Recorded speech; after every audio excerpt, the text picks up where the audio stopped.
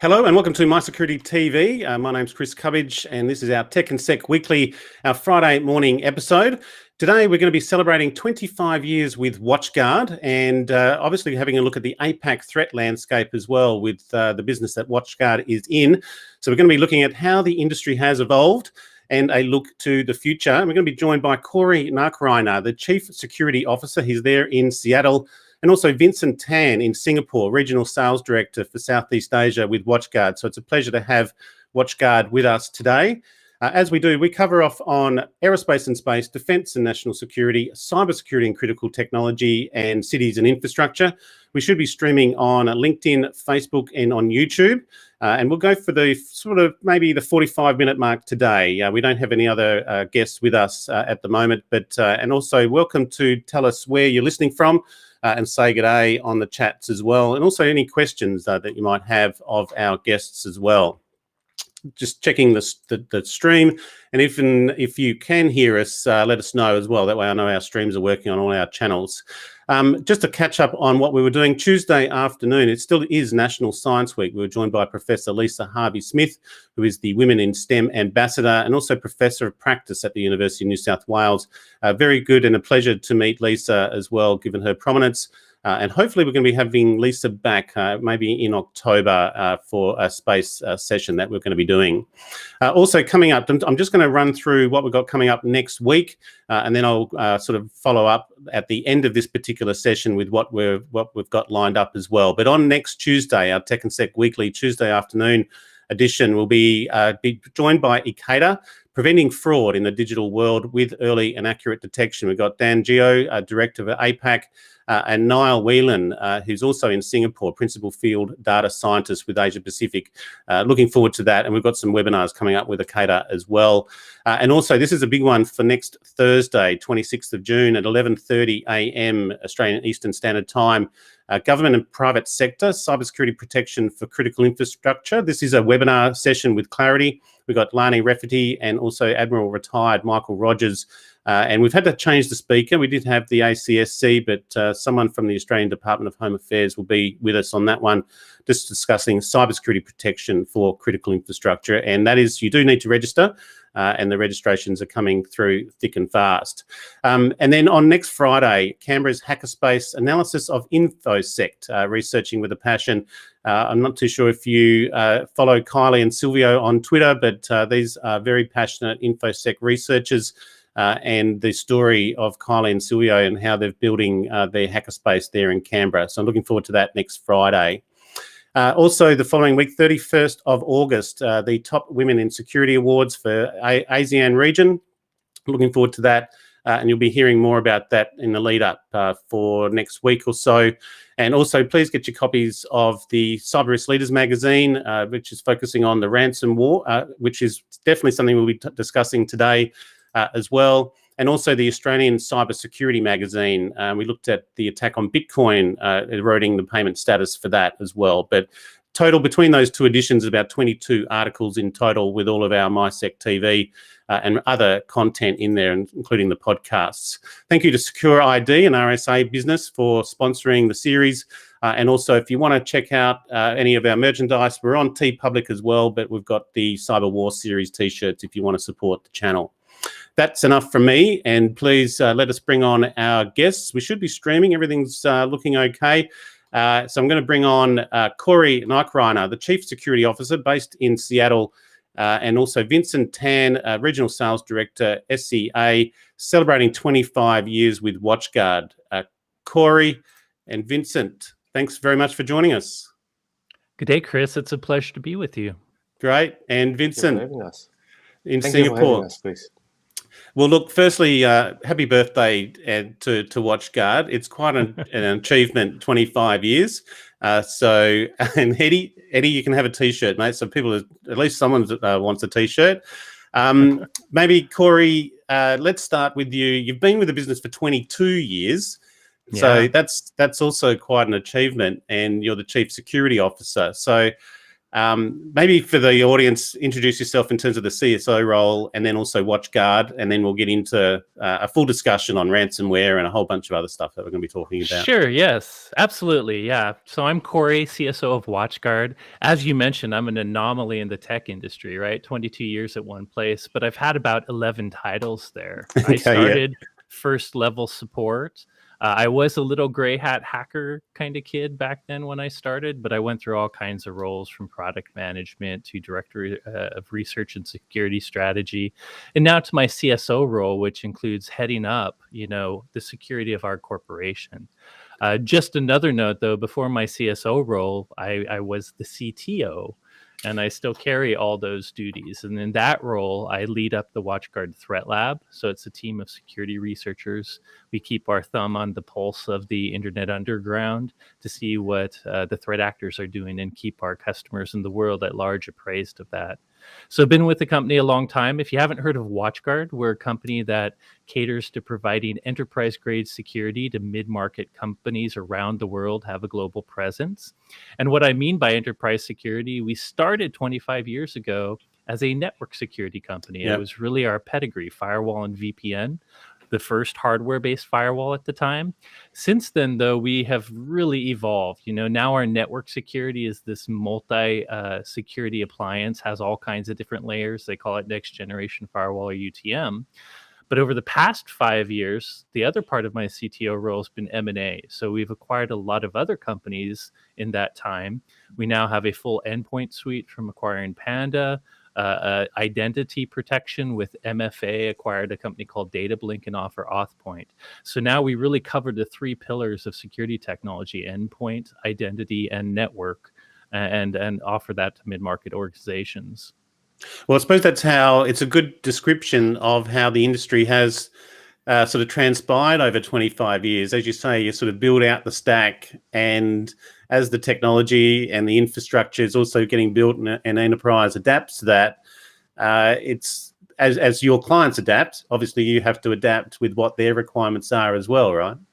Absolutely. And I would even say as the threats adapted. Yeah. We could talk about the history, but at the beginning, just having a firewall and blocking certain open ports prevented a lot of attacks. But then the attacks started happening through the ports you have to allow, web and email. No matter what kind of organization you are, you allow that. And that started requiring the need for all these additional layers of inspection for web and email, whether it be IPS, malware detection. So I would really say you're right. It's the evolution of both technology, how the internet's evolved, how we've gone from on-perimeter organizations to hybrid cloud organizations, combined though with the threat landscape, what how the bad guys have been changing their attacks over the years, what they concentrate on, that has really developed, the security market, having to have all these different layers of security at different points in the organization. It's been quite a wild ride, but the story doesn't seem to be improving. Vincent, there in Singapore, maybe give us an overview of WatchGuard in Southeast Asia. Obviously, I'm in Sydney, but you have a presence here in Australia, but you're the regional sales director. How does WatchGuard sort of look at Southeast Asia and your footprint, I suppose, is a better word? Yes, hi. We have, as Corey mentioned, we have been in the security business for the last, 25 years. And we have been very focused in the security arena, right? Traditionally start out from offering the unified threat management solutions. And we have moved on to today where we look at zero-day vulnerabilities and how we can prevent such attacks from coming into the network, as well as, remote sites. And in Southeast Asia, where traditionally a lot of folks are very much, I believe it's everywhere in the world, very much concerned about security. People are stepping up to beef up the perimeter defense as well as the internal and endpoint defense. But you're in Singapore. Have you got offices elsewhere, or Singapore's your head HQ? Yes, Singapore is the HQ for Southeast Asia. We have presence basically almost around in Southeast Asia with our extended partners and distributors in this region. We have got folks in Malaysia, in Indonesia, in Thailand, and the rest of the other regions are represented by distributors as well as resellers here. So you do mainly go through the channel, right? That's WatchGuard is. Are you 100% channel? Absolutely. That is Yes, so we are. correct. Yeah. We're 100% channel, and I'd say right now our focus is even on MSPs, so Right. a type of channel that does managed services, managed service providers. And when I say MSPs, I do also include the ones with the second S, the managed security service providers who focus more on security. So definitely 100% channel, and we focus on them because we think our products combine very well to allow them to add additional services like managed detection response. And of course, our headquarters in Southeast Asia, Singapore, but in the APAC region, we also have a Japan office. We have in Sydney, a small office in Sydney as well, plus sales folks all over the place, including Melbourne and so forth. Yeah. Very good. Well, look, let's. You mentioned managed service providers, and we're going to talk about the Kaseya attack as well. But Corey, maybe your general observations on ransomware, and we almost went down a rabbit hole before our sort of pre-interview discussion of the amount of attacks. You can't keep up. Just yesterday, we reported on a cybersecurity insurer, Tokyo Marine Insurance Singapore, got attacked as well. And the ransomware gangs are saying, well, we're going to go after the cybersecurity insurers because we know we just target their clients because they're the ones who are going to be paying. General observations on ransomware and your analogies of big game and living off the land. So, we'll get into the full discussion. Yeah, no, I would say ransomware is the payload of choice right now. There's all kinds of different types of threat vectors and attacks. But when bad guys get in, when at least cyber criminals, maybe not the nation state attacker, but when cyber criminals get in, they want to monetize. The best way to do that is ransomware. And you gave an excellent local example of ransomware that just hit. I'll give you, it's not in your guys' region, but just about 3 hours ago, news from Brazil. Lojas Renner, which is a big retail outlet in the Brazil area, men and women's clothing, had a big ransomware incident. It's affected their entire data center, and the early signs of ransom would be pretty big. So really, the main evolution of ransomware, and we can talk about this in detail, is that it's turned to what I used to call it shotgun ransomware. Back in 2013 was when ransomware really took off, and it took off because of crypto ransomware. Ransomware is actually old. Believe it or not, there's something I could characterize as a ransomware attack that was from the 1980s. Nice. It was something called the AIDS virus, and it was a floppy disk passed virus. The attacker, by the way, who was a doctor himself, kind of an eccentric, or I would say wacko doctor, sent, and when I say sent, I'm not talking email, I'm talking snail mail, sent floppy disks to AIDS researchers around the world, which infected their computer, overwrote the bootloader, and basically said, if you'd like this computer fixed, you have to send, again, snail mail, no cryptocurrency back then, X amount of dollars to a fake tech company. So it started in 1980, but it really didn't catch hold until CryptoLocker in 2013. Yeah. And for years after CryptoLocker, ransomware was what I call shotgun attacks. It was sent to everyone. It was spam to the world. The attackers, sent it to anyone they could. They didn't care if it was a grandma getting it or a business that was getting it. And they just asked for a meager $300. And I'm sure they only got a 1% return on everything they sent, but that still made plenty of money. But as we've gotten better at the industry at preventing ransomware, they've had to, one, up their techniques, and two, when I say they moved to big game ransomware, what I mean is they're targeting very specific companies that are big game to get high amounts of ransom. So what are the specific companies? Some examples are specific verticals that are very sensitive to the uptime of their digital data and infrastructure. Healthcare is the first one that they really started with. If I can lock up a hospital's patient records, patients get diverted. A surgeon can't operate unless I know what you're allergic to, what medicines and anesthesias I might not be able to use. So they go after healthcare, industrial control, and manufacturing. If I can lock up your digital industrial control processes, that puts that type of business at the point where they lose money by the minute. So they really look for specific verticals where locking up data really puts that business at risk and thus has a higher chance of a big ransom payout. Or, and we'll talk about this when we talk about the Kaseya attack, they look for aggregators, a type of target that gets them a huge amount of victims at once. And the other part of the big game, besides going after the big target, is the ransom isn't $300. It's $70 million, $200 million, $5 million. It's a huge ransom. It is the manner of payment when Bitcoin came on and the cryptocurrencies have come through. That was the game changer as well, right? Is as you say before, law enforcement would be following the money trail, but it's very difficult now through Bitcoin. They can do it, and they are, it's been a bit of a transition. But it's getting harder because of crypto. So I would say there are three new factors that are really helping big game ransomware. But when CryptoLocker came out in 2013, I did say there were three factors that made it successful. The first part was the crypto ransomware. Believe it or not, there was types of ransomware before they encrypted files called locker ransomware. The locker ransomware tried to make your computer so it wouldn't boot. It would mess with the boot process. But the thing is, Windows administrators know how to get in safe mode. If you had physical access to the computer, you could usually recover the computer without paying the ransom. So that method wasn't effective at really getting people to pay until they moved to crypto ransomware, where they encrypted your files. The other thing they did in doing that was using industry-grade encryption. Yeah. The first crypto ransomware was kind of roll your own file encryption, which a lot of security companies were cracking as they did it.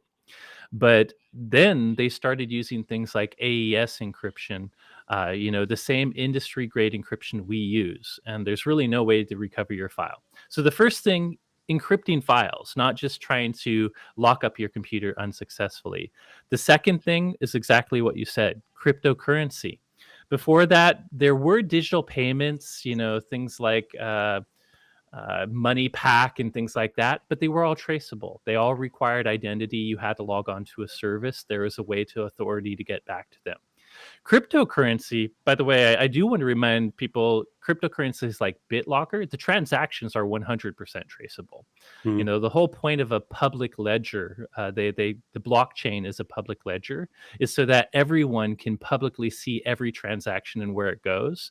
So cryptocurrencies like Bitcoin are traceable, but the identity isn't. Yeah. The way you get that private public key pair, a wallet on cryptocurrency, didn't necessarily have strong validation to who you were when it first came into play. Nowadays, it's a little harder to get those wallets without identifying yourself, but back then it was harder. So it gave you, as you pointed out, that level of anonymity. The third thing was a smart psychological technique. You might remember CryptoLocker also introduced this countdown screen. I've encrypted all your files. It's impossible for you to crack them. You have to pay this much in cryptocurrency so you won't find me. And if you don't do this in 72 hours, I should say, your files are gone forever. And that little psychological factor of limiting the amount of time was a motivation that got people to pay more. So as you say, those three things finally made ransomware very effective at making money for the bad guys. Well, I think the other thing is the effectiveness of it, but then people are paying. So then that's actually fueled it, because it's a little bit different. As you say, we're talking 70 million plus ransomware demands. It's not the $300 through snail mail anymore. And I was writing about ransomware in 2005, and it was one of those things of this will become an issue. But again, I don't think I predicted it to be getting up to the multi-millions worth. But it has tripled this year. We've covered off on a bunch of reports, but a good one earlier in the year was Palo Alto's report. Definitely tripled. The payments have tripled. So that has fueled ransomware gangs to go, there's some real money in this, and now we're talking about ransomware as a service. Yep. What's your thoughts on the payment process or the payment status here in Australia? That we're starting to talk about mandatory reporting of ransomware attacks. And I understand there's a little bit of discussions there in the US. They just started for sure. Yeah. Yeah. So, what are your thoughts first on of that? all, I'll tell you, I agree with you that people paying it is driving it, and I'll even add, I like cybersecurity insurance, but the insurer's strategy of paying as their main option has contributed, and I Right. believe that's going to change. So, right now, you can get cybersecurity extortion insurance, and as it turned out, a lot of the insurers to provide that were holding cryptocurrencies and often just paying the ransom. And I never liked that. My argument, which I think is starting to come true, is they had no long-term actuaries. Yes, when a business gets into a situation where they haven't done the pre-work with the business continuity disaster recovery plan, they don't have a good way to restore their system. It's a hard choice. I can sit in my ivory tower and tell you why it's bad, but it's a hard choice. So that is, I get the business reasons why they and insurers would pay for it. But the reason governments don't, negotiate with extortion is because you're just encouraging it and fueling it. And I think we're finding, you already made the point that one, they're targeting cybersecurity agent or cyber insurers to find the victims. But two, I think the insurance companies realize they're losing money to payments, and They that must be. Someone's losing they money. yeah, Yeah. and they're having. You'll notice insurers are starting to actively scan your network and start to deny insurance, or at least increasing your insurance cost without having more security controls. They weren't doing that before, and to me, that's a sign that it's costing a lot. And then your second question, I think the government, I believe strongly that I really don't want people to pay. If you can do anything but pay, I know I can't make that decision if it's a hospital and there's a patient on the table and lives are at line. That's difficult. But if we don't, the only thing that will really stop this is to make it to kill their money. If they can't Yeah. monetize this, they'll move on. And as you said, Biden, we've had a number of huge attacks in the U.S. The Colonial Oil Pipeline, JPS, while it's a Brazilian company, a lot of the U.S. meat supply chain is associated with it. And we also know, you mentioned ransomware as a service is one of the modern things driving ransomware. Another thing is sanctioned states. Yeah. Russia is a state, a government that seems to allow local criminals who are hackers, ransomware authors, to do their thing as long as they leave .ru victims alone. As long as it's not local, they don't seem to extradite when we know there's attackers in those areas. So because of that, governments like Biden, our current U.S. president, has gotten involved. They're talking about cracking down on ransomware. I'm sure they'll start to add some regulation and compliance for reporting and paying, which, I would love the industry to fix things without more regulation and compliance. But ultimately, when they don't, you do eventually need it to solve the problem. Yeah. They've been a bit soft over the years. I've always asked or called for more legislation in that regard, because they're not going to do it unless they have to. And the only other defense you've got on that ransomware, if you're not going to pay, you can invest that money into your cybersecurity and your security posture as well. And obviously that's a decision. We've done a lot on ransomware, and it's getting it up to the board level to say, what are we going to do when we get hit? And it's not a matter of if, it's a matter of when. Yeah, when. And having that discussion, because there's no point having it when all your files are gone. Vincent, maybe just and we're going to move on to Kaseya next, because Corey brought up Russia, and that leads us into the Revel Group and Kaseya. But your general observations there in Singapore with ransomware, discussions happening in Singapore in terms of potential legislation around ransomware payments as well. Just general observations from you. Yeah.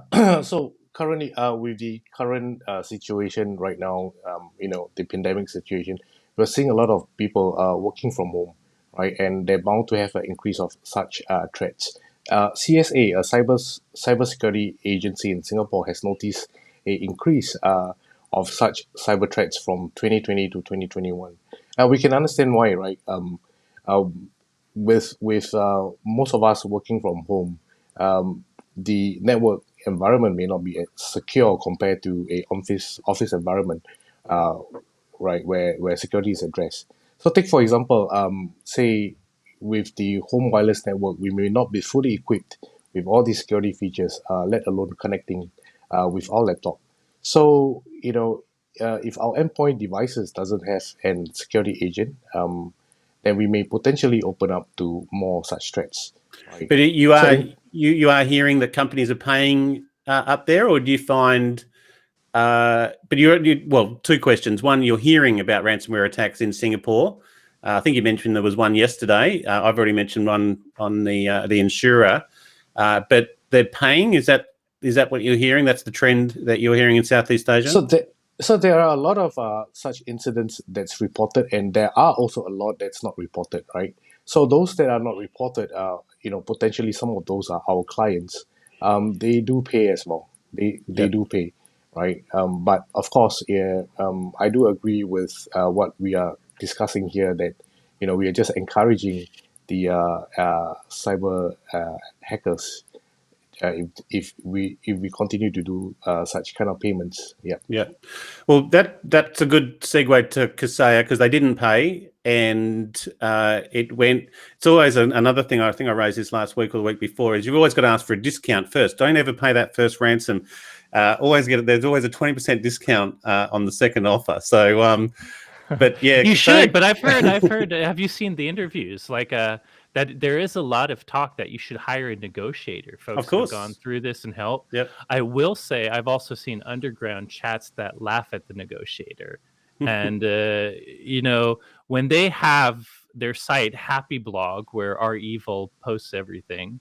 And by the way, some people pronounce it Revel. Yeah, I pronounce it our evil. They are evil. So that's what I'm going to call them. But somebody has a lot of leverage. So I've also seen some interviews specifically with our evil that I think it was Recorded Future did, where they kind of laugh at negotiators and threaten to up the price if you're a little too stringent. I mean, ultimately they want to get paid. They are treating it like, while it's malicious and criminal business, a business. So I think you're right that it's worth doing that, because you could get discounts for sure. But be careful too with negotiation. Yeah, I haven't heard that interview, but I've heard it discussed. And again, it's there's a bit of a change in the ransomware gang sort of approach as well, where they don't necessarily want to be evil, but they're being more sort of targeted and maybe even giving some of the money back. I have a very strong view against that, Chris. That is their PR. That is, as I would say in the US politely, BS. They are evil. You know why they don't want to target colonial pipelines? Because they are trying to avoid authorities. They don't really care. They're not the Robin Hoods. Some of them say, "Oh, we're Robin Hoods. We're only targeting big companies that make too much money." Bullcrap. I've seen the videos of them doing donuts in their Lamborghinis and throwing. They don't give a crap about you. They don't give a crap about who they attack, other than if it gets them on the government's radar. The only reason they didn't like Colonial Pipeline is now countries, they're on the radar. States are making a big deal about it, which is going to lessen their business. So I'm not going to give them that, oh, we're nice guy hackers. All right. Well, then that's a good one, because what's your thoughts or sort of insight into the Kaseya payment? And they obviously got the decryption key as well after a few weeks. But that was a major one. I mean, got world headlines. The US, Biden had only just gone over to Putin the month before for their talks, and just to even attack Kaseya just a few weeks after that meeting, and then they went quiet after a few weeks. So there's Happy Blog is now down. There was discussion that either the Russian government got involved and asked them to step back. Or something that the US might have been able to do. So just your general insights into Kaseya, and most people on this channel will know what the Kaseya attack was. But so I don't know how far you want to go into the actual attack, but if we're talking about the payment, I think all signs, and in fact, Kaseya obviously had a few problems with some zero-day vulnerabilities that allowed it in, but I actually feel like their response has been very good. Yeah. One thing I will note with all of these attacks, especially on vendors and MSPs, any vendor in the world could be susceptible to this.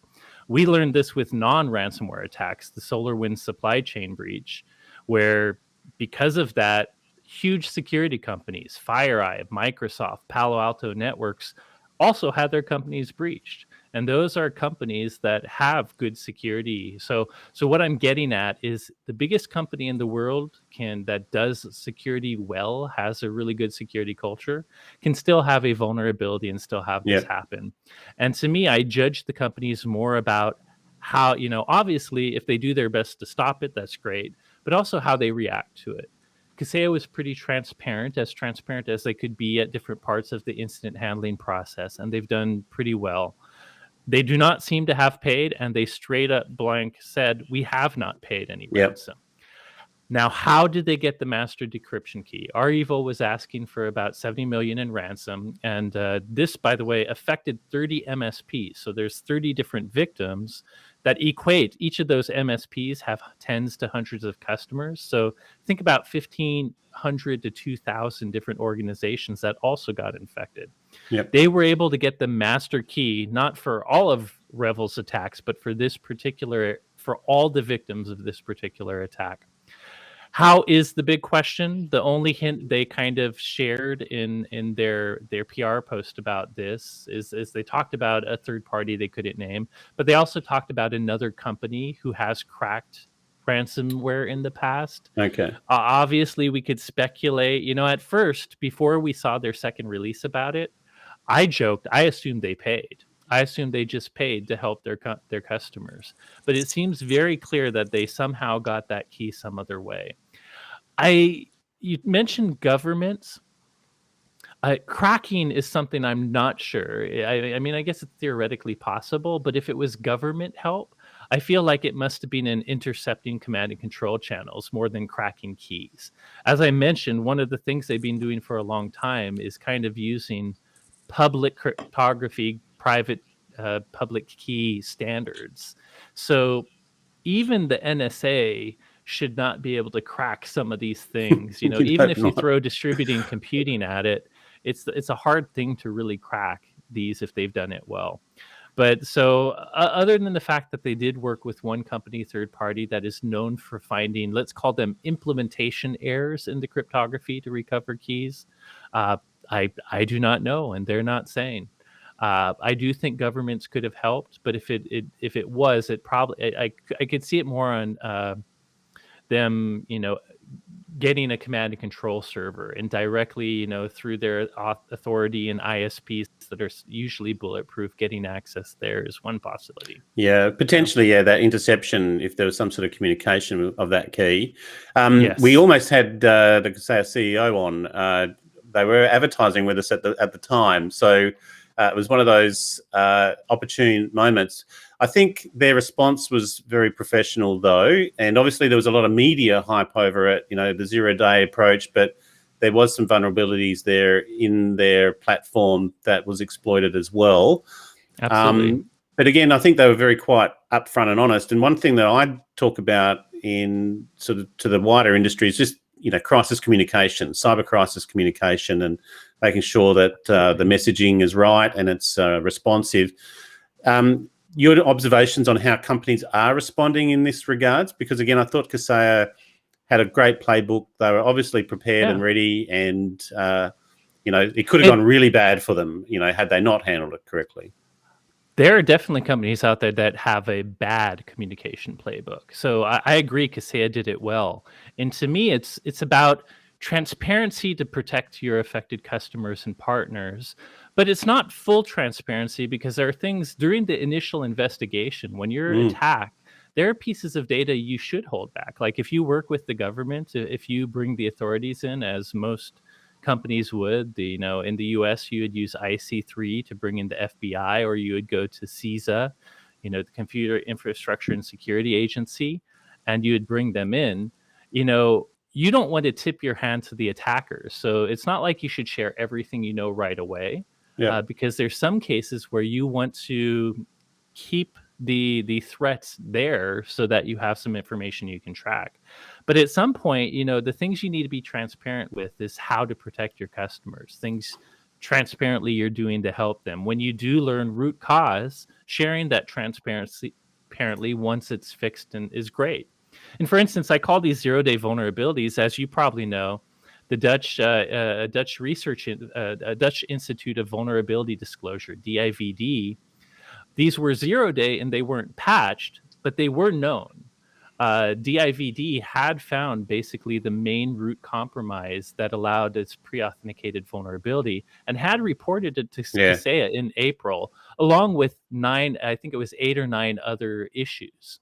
And Kaseya was working on fixing them. And all of that, as soon as it was safe to share that, Kaseya did.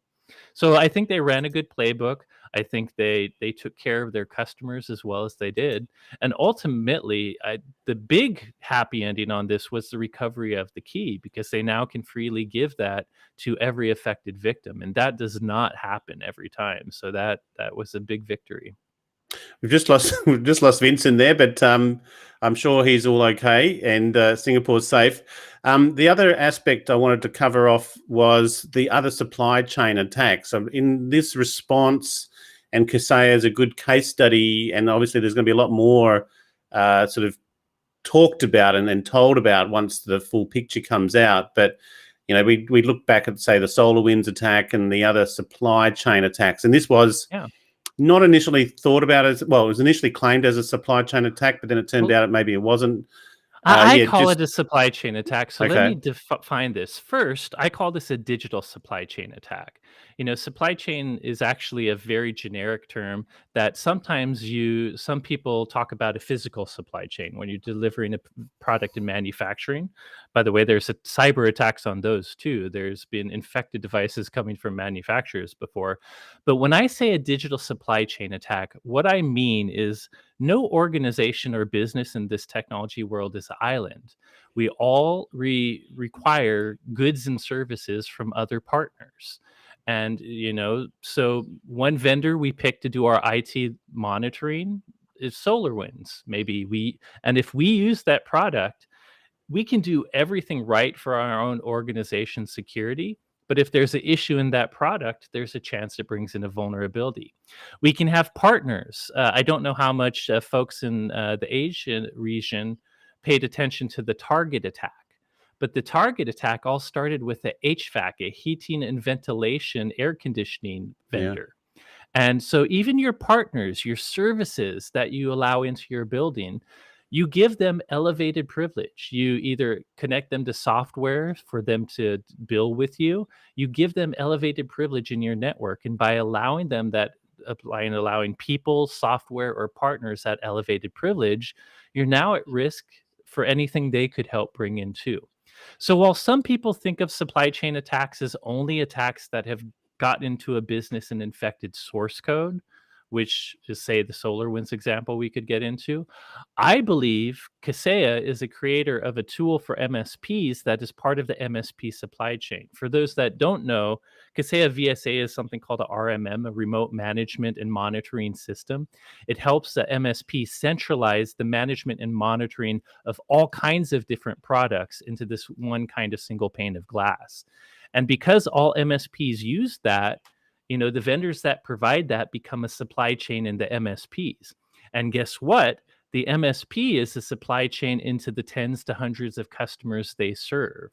So I kind of extend the digital supply chain attack to all these technological partnerships we have with outside companies. It is as you say, it's understanding your own supply chain, but the ransomware gangs are pretty clever in their approach as well, aren't they? In terms of, I'm just going to bring Vincent back. He's joining us again. Thanks, Vincent. Everything okay there? Good. Yep. Good. I'll just sort this. Hang on. I've lost my screen. It's going all over the place. Here we go. Back to where we were. They're being pretty clever and strategic in their approach, aren't they? I mean, when you look at a supply chain, you mentioned Colonial Pipeline, the JBS, and a bunch of others. The insurers are a good example as well. It's almost like they're doing some brainstorming and have a very clear strategy. Very much so, because we're talking about Kaseya as an MSP attack, but these MSP attacks are not new. So by the way, there's some other supply chain attacks we could cover that may not be ransomware based, but do know all through 2019, ransomware, they had figured out the MSP, the managed service provider supply chain. And all through 2019, there was many MSP attacks that got ransomware onto customers. So for us in the US, it started in October 2018 when the DHS and FBI via US CERT actually posted an alert, hey guys, we see threat actors targeting and attacking MSPs. So we saw signs of them doing that. In February of 2019, well before Kaseya, there is a ConnectWise plugin. So ConnectWise is another company like Kaseya that makes MSP tools. Yep. They had a plugin that, ironically, by the way, worked with Kaseya VSA that had a vulnerability. In this case, it was actually a year-old vulnerability. So this speaks to, by the way, MSPs ought to be patching. But the vulnerability allowed people into the management system. And again, once you're in the management system, you don't need to use your own malware or tools to spread things. It's literally a central management system to go to run commands on remote agents. Yep. You can you install it through legit communications. So that affected around 5 MSPs and all their customers. In June of 2019, there was 3 MSPs that were targeted in ransomware attacks. This time there was no 0-day, no product flaw, but they just found they somehow gained credentials and the MSPs weren't using MFA. And they were able to log in as an MSP employee to a webroot management system. No fault of webroot, just a privileged credential. And webroot allows you to exit first. It allowed the attackers to turn off some of webroot's protections, and then they could just run commands directly on systems. And by the way, I talk about living off the land attacks. Traditional ransomware and malware in general typically has a file associated and leaves footprints on your computer, as you well know, Chris. They'll install a malicious file, they'll change a registry entry so that file always starts. It's useful to do this for the attacker because it establishes persistence. Nowadays, what a living off the land attack means is they're not installing a file for ransomware. They're using tools that come with our operating system, legitimate tools, to use the power of those tools to install malware directly into memory. So for instance, in webroot's case and in Kaseya's case, what happened is, in Kaseya's case specifically, once you get into the Kaseya VSA, you can directly run Windows command line commands on all the agents. There's basically a command they run that launched PowerShell. It launched PowerShell in a way to turn off a lot of security policies. PowerShell is a very legitimate program. Good guys love it because we can script it to automate our network. But bad guys love it because there's nothing I can't do on your network if I have PowerShell with a local system privilege, or even better, domain controller privilege. And that's what you get when you get into a remote management system. So they used PowerShell to launch CertUtil. CertUtil is another legitimate Windows program, actually used to manage digital certificates. But it has a number of uses that hackers like. One thing CertUtil can do is go to a URL or URLi and download something. So, hey, if I'm an attacker, I can use this legitimate application to go grab something I want. On top of that, if it's executable, maybe the system will have local protection to scan it. So instead, I grab this blob of encrypted data. Guess what? CertUtil can also decode base 64. So I can take a blob of obfuscated data and decode it. And that's how in this Kaseya attack, they took a file that was called agent.crt. They decoded it into an actual executable that they put on the computer.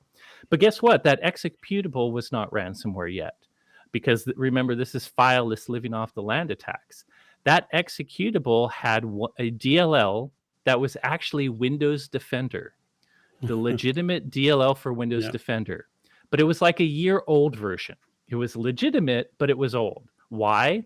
Well, guess what? A year ago, Microsoft's Windows Defender suffered from something called DLL hijacking.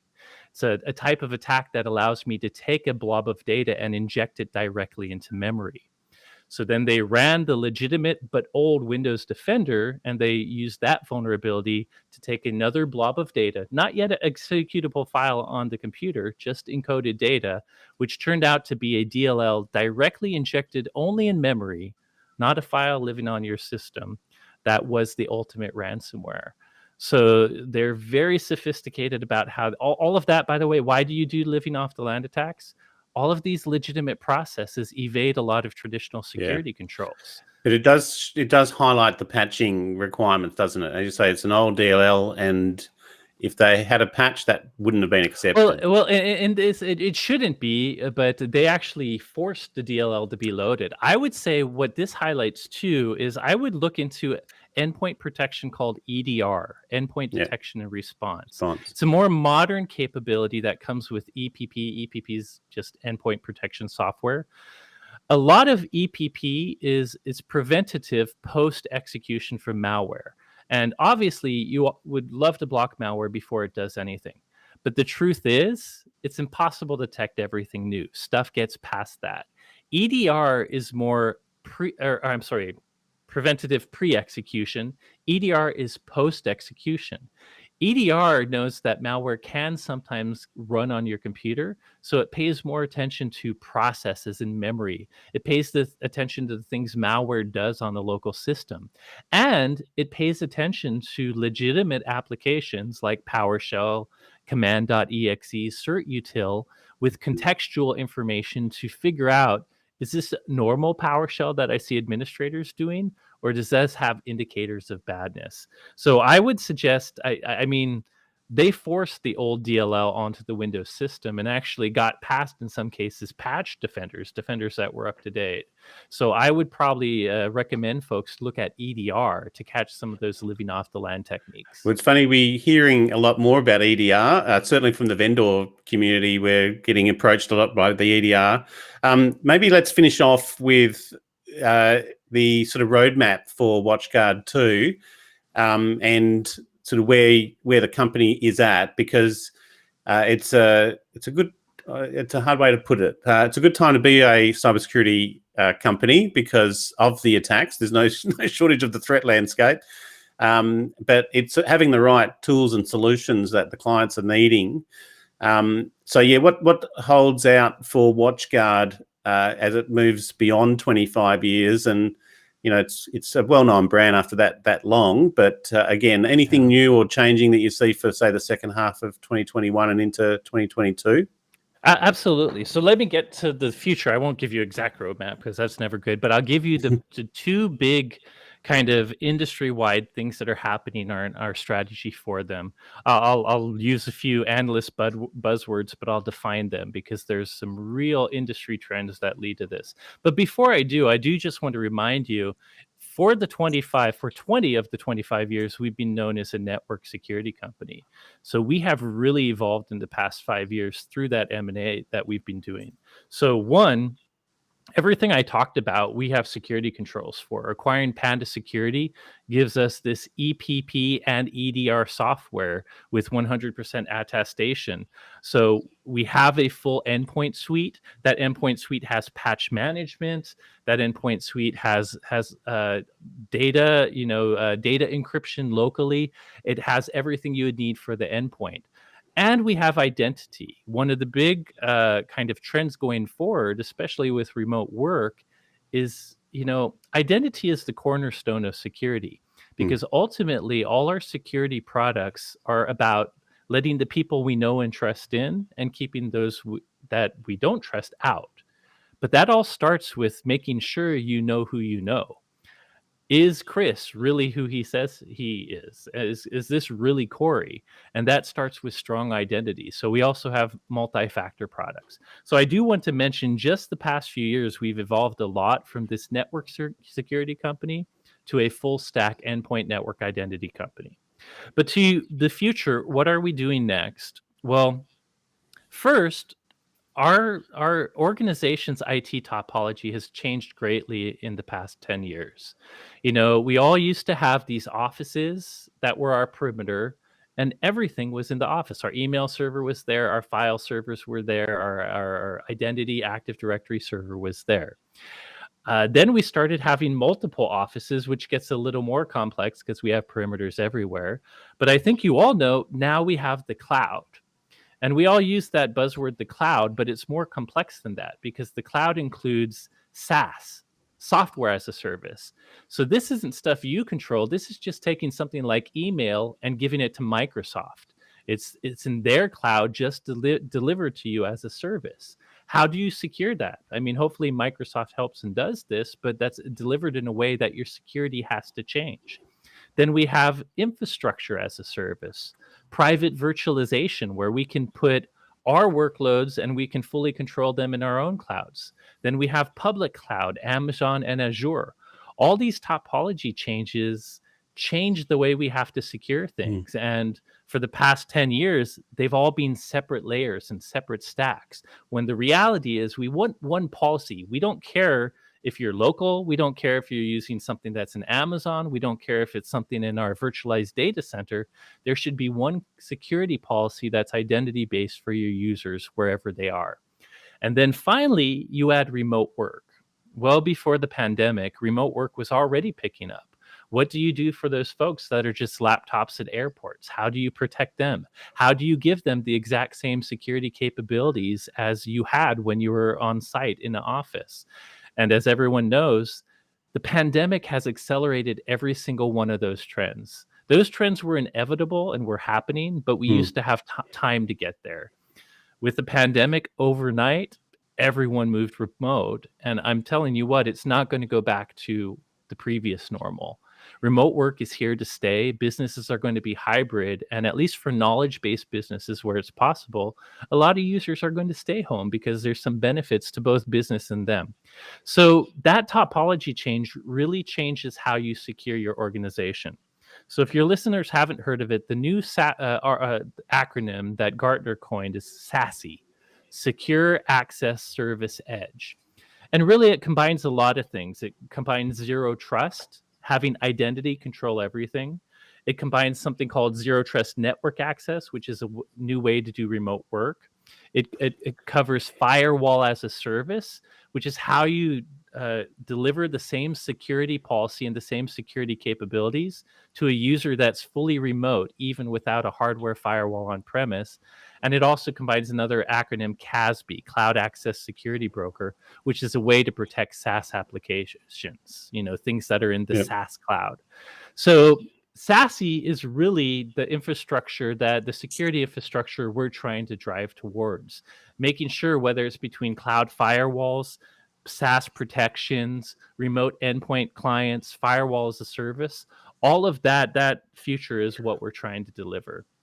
What's funny? Go ahead. No, go the second one, second aspect. The second acronym, which I can do much quicker, is something called XDR, Extended Detection and Response. Yep. And this also speaks to us as a portfolio company. For the longest time, identity, endpoint, and network were all segregated. They were separate silos. We've just talked about endpoint detection and response, which is using what you see happening real time in processes in memory on the endpoint to figure out more sophisticated threats. Well, guess what? There's interesting things the network sees that can also figure out sophisticated threats. Previously, we've had endpoint and network protection separate.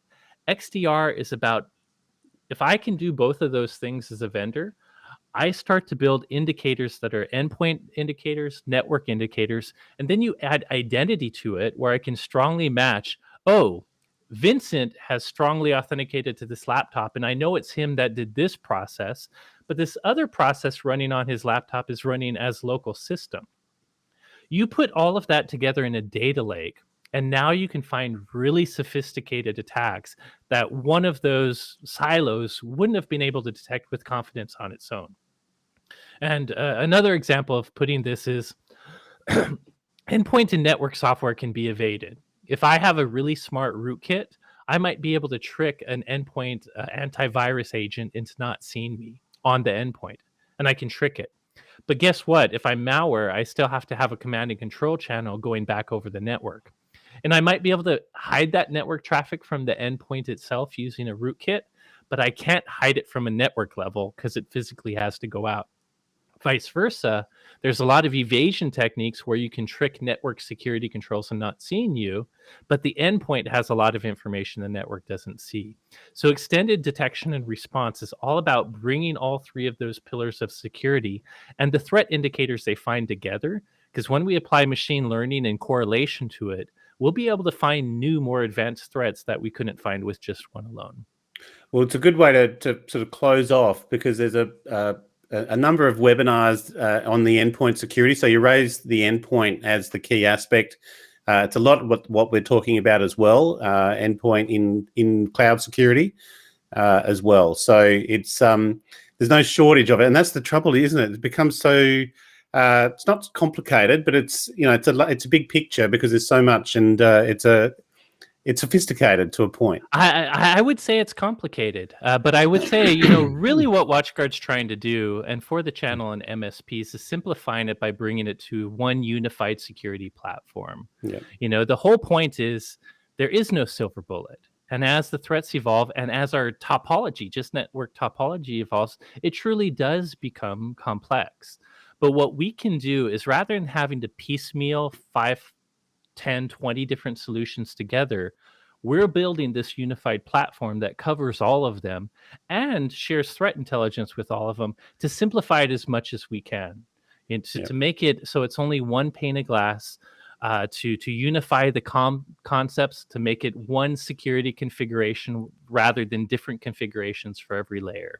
So I think you're right that our lives, our technology lives, are getting more complicated, but you can simplify it by unifying it together rather than treating it as each separate layers. And I think, that's the challenge that the vendors have as well, because, we hear a lot on the XDR, we hear a lot on the SASE and everything else as well. So in terms of our audience, I think just keep tuning in, and if it doesn't make sense, it will.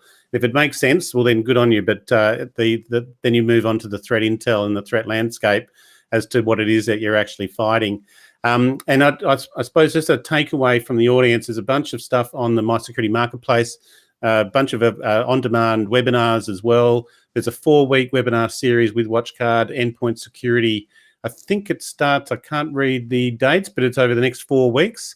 So again, just head to mysecuritymarketplace.com and you'll start to see that content. And maybe one last takeaway, Corey, you mentioned an ebook. You're preparing an ebook, or there's one available? Well, we're preparing an ebook basically on 25 years of the threat landscape, which will cover threats all the way from the love bug all the way up to the recent Kaseya attack and everything in between. Nice. And that's a celebration of our 25th anniversary. So we'll talk about the threats and how WatchGuard evolved with them.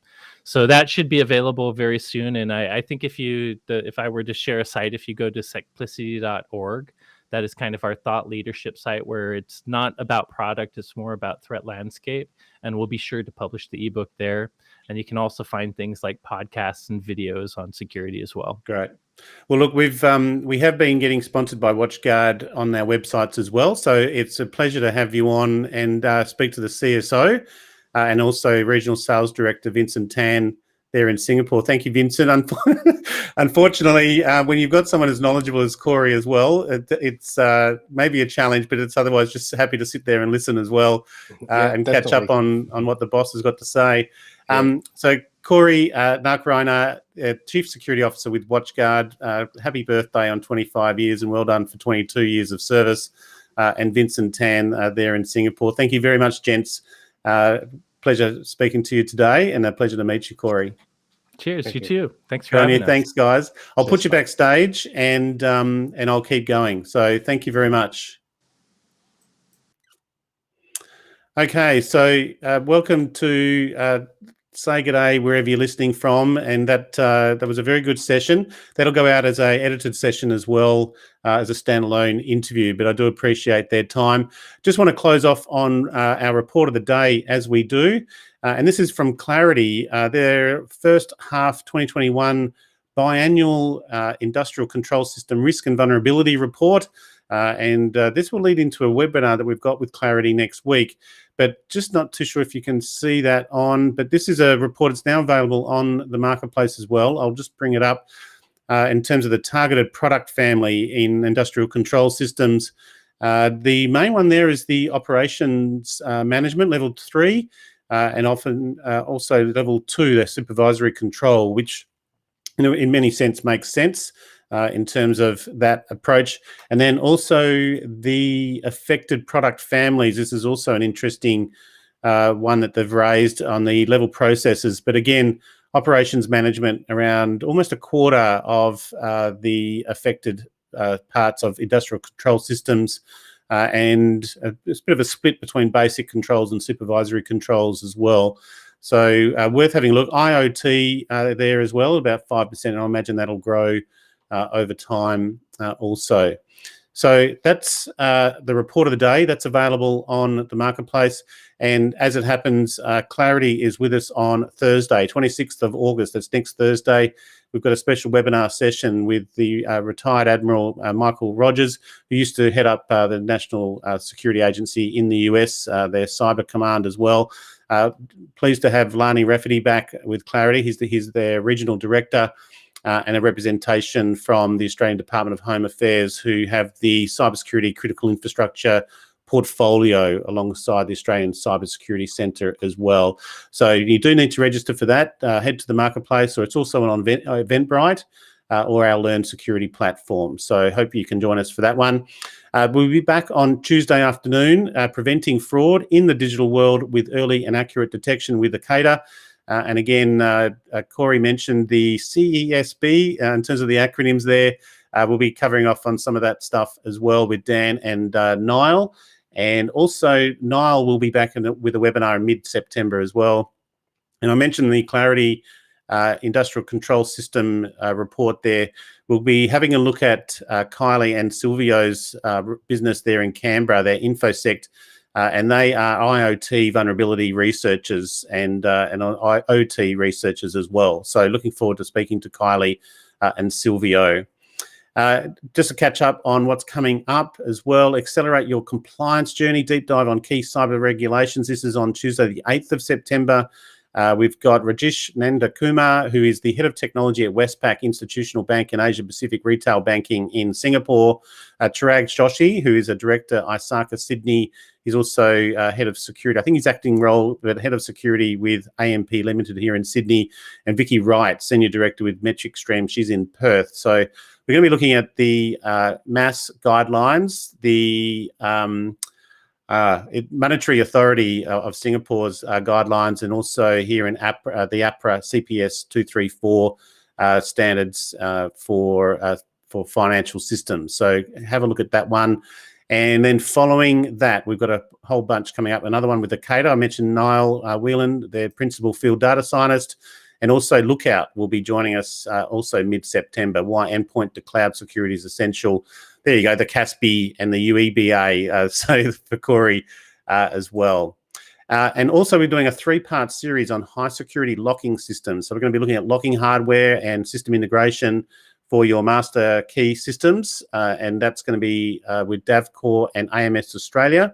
And also the Master Locksmiths of Association of Australia as well will be joining us on that. So that kicks off on the 14th of September. That's enough from me. We've got plenty coming up and plenty going on. So if you want to catch up and stay in touch, just go to the MySecurity Marketplace and all of our events and resources are available there. So enjoy your weekend. Thank God it's Friday. Most of Australia's locked down. So the pandemic continues. Go get vaccinated. I'm double vaxxed. So that's enough from me. Thank you. Enjoy your weekend.